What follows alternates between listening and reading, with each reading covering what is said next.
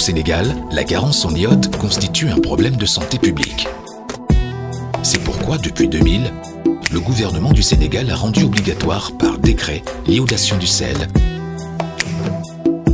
Nous assurons la protection du consommateur et c'est en ce sens que nous intervenons dans le programme d'iodation du sel. Nous effectuons des contrôles surprises. On se rend sur les sites, on essaie de voir si les gens iodent adéquatement le sel, notamment à travers les unités d'iodation mises en place par l'État du Sénégal, à travers la CLM. Au niveau des marchés et des boutiques de quartier, on prélève un échantillon de sel et on fait le test pour voir si le sel est iodé.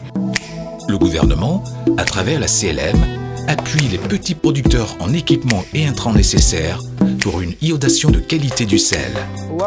La CLM nous aide depuis son arrivée en mettant à notre disposition des unités d'iodation et de l'iodate de potassium.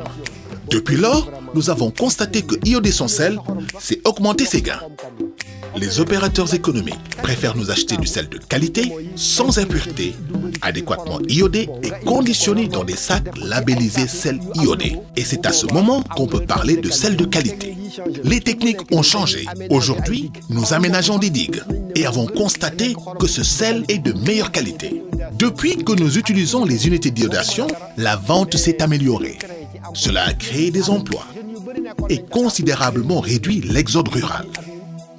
Si on s'est rassemblés en fédération, c'est pour vraiment bénéficier de l'iodate de potassium, des unités d'iodation, de l'écoulement de notre produit et de la qualité aussi du produit. Le gouvernement, par le biais de la CLM, a pu nous doter d'unités d'iodation de sel. Aujourd'hui, chaque GIE dans la fédération en bénéficie. Maintenant, si l'opérateur désire exporter son sel, il doit chercher ce qu'on appelle un certificat de qualité.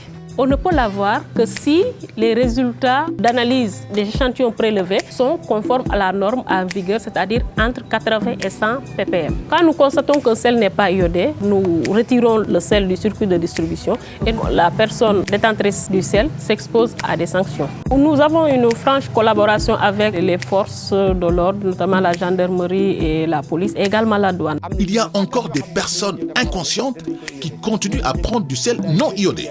J'incite ces personnes à arrêter ces mauvaises pratiques, car la consommation du sel iodé est très importante pour leur santé et celle de leur famille. Ensemble, retenons l'essentiel pour contribuer au développement de nos enfants et de nos communautés. Il faut utiliser systématiquement les unités d'iodation pour produire du sel adéquatement iodé. Pour être vendus, vos sacs doivent porter le logo officiel du sel iodé. Produire, vendre et consommer un sel adéquatement iodé est un devoir pour chaque producteur. Avec la CLM, cellule de lutte contre la malnutrition, agissons pour l'avenir.